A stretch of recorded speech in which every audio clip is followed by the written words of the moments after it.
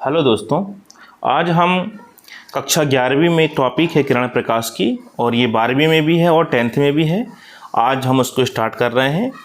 किरण प्रकाश की में हम क्या क्या देखेंगे। पहला हम देखेंगे परावर्तन, रिफ्लेक्शन। इसके बाद है अपवर्तन, रिफ्रैक्शन, प्रकीर्णन, स्कैटरिंग, इंद्रधनुष, रेनबो, प्रकाश का वर्ण विक्षेपण, रेनबो, आँख। इन सब के बारे में हम इन सारे टॉपिकों को कवर करेंगे और इसके लिए मेरी 3 से 4 वीडियो बन सकते हैं। तो आज हम स्टार्ट करते हैं परावर्तन। परावर्तन जो क्रिया है वो किस में होती है? तो परावर्तन जो होता है वो दर्पण में होता है, मिरर में होता है। दर्पण कितने प्रकार के होते हैं? एक होता है समतल दर्पण जिसको हम बोलते हैं प्लेन मिरर। दूसरा होता है अवतल दर्पण जिसको हम बोलते हैं कॉनकेव मिरर। तीसरा होता है उत्तल दर्पण जिनको हम बोलते हैं कॉन्वेक्स मिरर। परावर्तन के पश्चात हम इसी में देखेंगे अपवर्तन। अपवर्तन में हम देखेंगे पूर्ण आंतरिक परावर्तन के कारण होता है। अपवर्तनांक देखेंगे, लेंस देखेंगे, अवतल और उत्तल लेंस को हम कवर करेंगे अपवर्तन में। तो परावर्तन क्या है?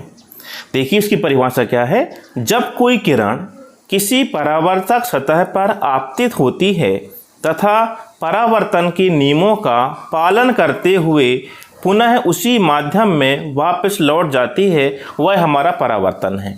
आप देखिए ये हमारा एक सतह है, परावर्तक सतह है, और यहाँ से एक किरण आ रही है जिसको हम बोलते हैं आपतित किरण। ये आपतित किरण जब किसी सतह से टकराती है तो टकराने के पश्चात ये तुरंत वापस लौट जाती है उसी माध्यम में।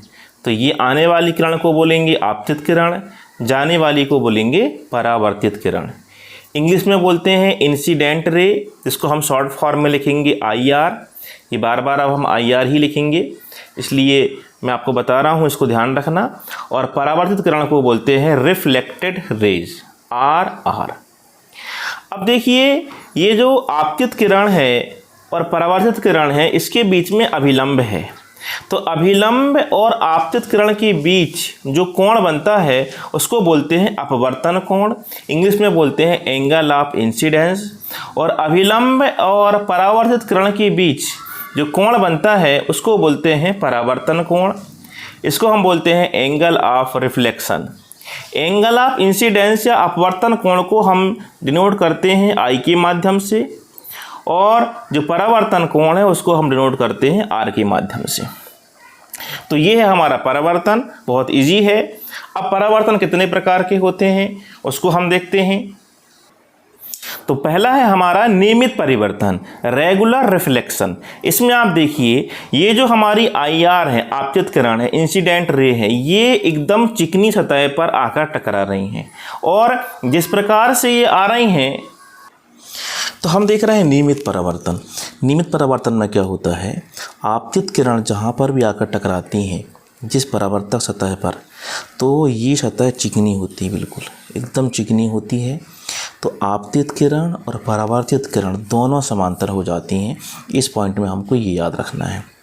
तो लिखा भी है यह परावर्तन चिकनी सतह से होता है। आपतित किरण और परावर्तित किरण आपस में कैसी होती हैं, समांतर। और नियमित परावर्तन में भी परावर्तन के सभी नियम लागू होते हैं। तो ये हुआ हमारा नियमित परावर्तन। इसके बाद दूसरा है हमारा विसरित परावर्तन, डिफ्यूज रिफ्लेक्शन। आप देखिए इसमें ये जो हमारी परावर्तक सतह है ये चिकनी नहीं है, स्मूथ नहीं है, ये खुरदरी है। इसमें आपतित किरण तो आती हैं समांतर रूप से, लेकिन जब परावर्तन होती हैं तो वो किसी भी दिशा में जाकर मुड़ जाती है। ये है विसरित परावर्तन। इसमें लिखा भी है यह परावर्तन खुरदुरी सतह से होता है, रफ सतह से होता है। इसमें आपतित किरण जो होती हैं वो समांतर होती हैं, ये देखिए बिल्कुल समांतर आ रही हैं, लेकिन परावर्तित किरण समांतर नहीं होती। परावर्तित किरण हमारी जो होती हैं वो समांतर नहीं होती, लेकिन परावर्तन के नियम इसमें लागू होते हैं। अब हमको देखना है कि परावर्तन के नियम क्या हैं। देखिए इसके बाद में हमारा परावर्तन के नियम। आप देखिए आपके सामने एक डायग्राम बना हुआ है। ये हमारी एक परावर्तक सतह है, ये बीच में हमारा अभिलंब है जिसको हम नॉर्मल बोलते हैं। अब देखिए यहाँ से हमारी ये आपतित किरण आ रही है, ये आपतित किरण है, ये हमारी परावर्तित किरण है।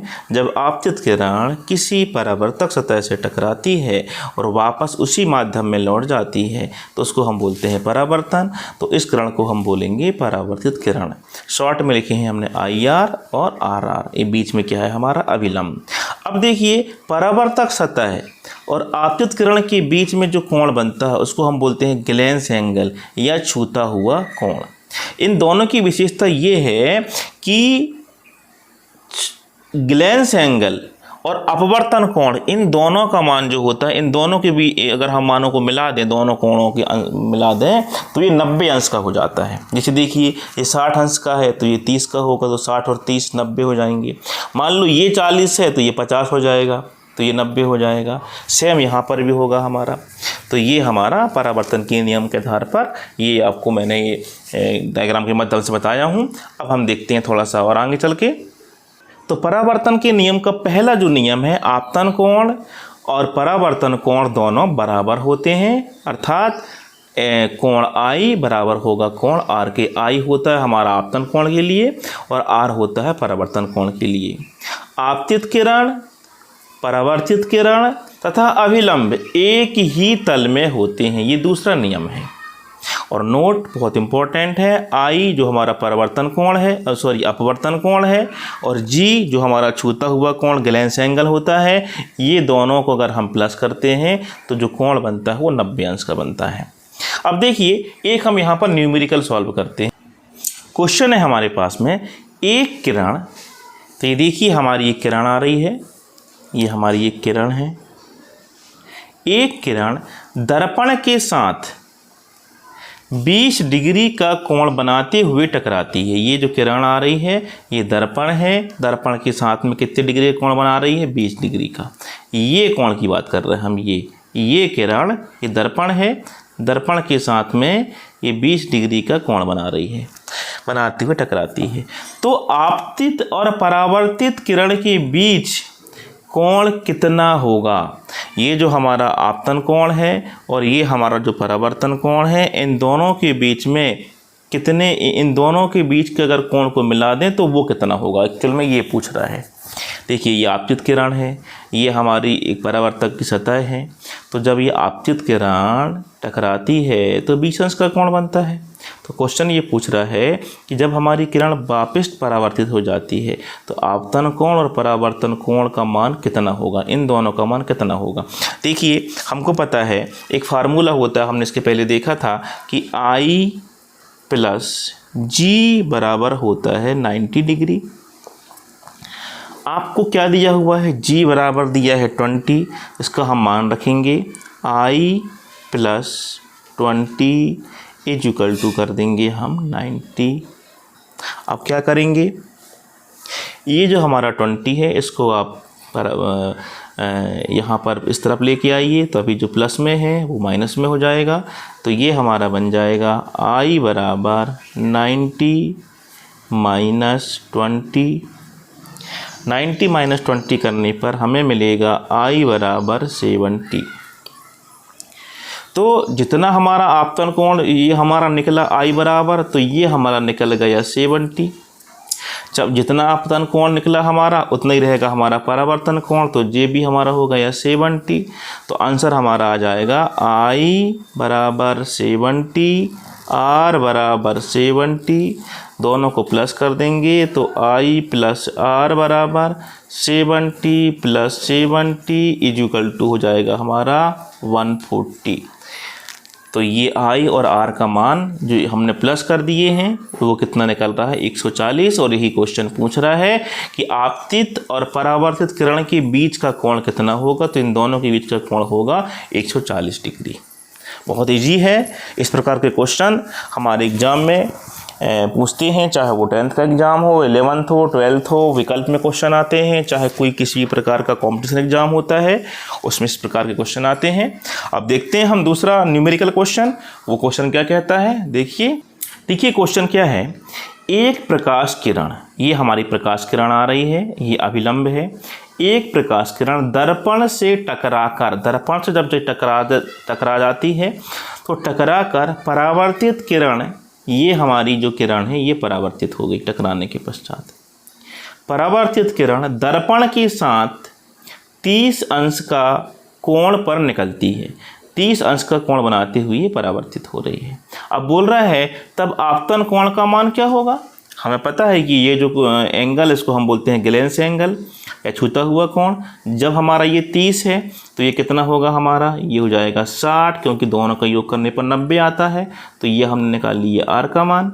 और जब ये हमारा 60 और 30 90 हो गया तो यहाँ पर भी हमारा 30 होगा और यहाँ पर भी हमारा 60 होगा। बहुत इजी क्वेश्चन है।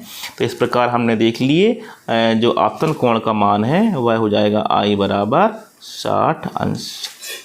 बहुत इजी है, बहुत सिंपल क्वेश्चन है। इसको आप 1-2 बार दोहराना, आपसे बनेगा। एक इम्पॉर्टेंट नोट है, उसको हमको ध्यान रखना है। क्या है नोट, परावर्तन के पश्चात जब हमारी प्रकाश किरण परावर्तित हो जाती है, परावर्तन के पश्चात प्रकाश का वेग, मतलब जो प्रकाश हमारे जिस वेग से आ रहा है, प्रकाश जो हमारी जिस वेग से आ रहा है, प्रकाश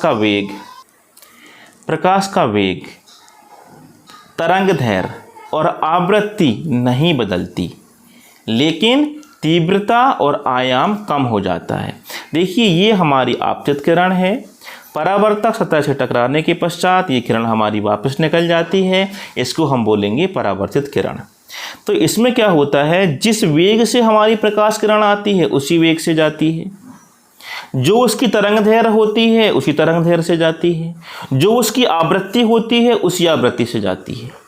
तो मान लो स्टार्टिंग में हमारी जो आपतित किरण उसका प्रकाश का वेग v1 है, तो उस समय हमारा v2 हो जाएगा, मतलब हमारा वेग नहीं बदलेगा। जो हमारी आवृत्ति मान लो इंसिडेंट रेट की है f1 है तो ये f2, तरंगदैर्घ्य हमारा λ1 है तो λ2।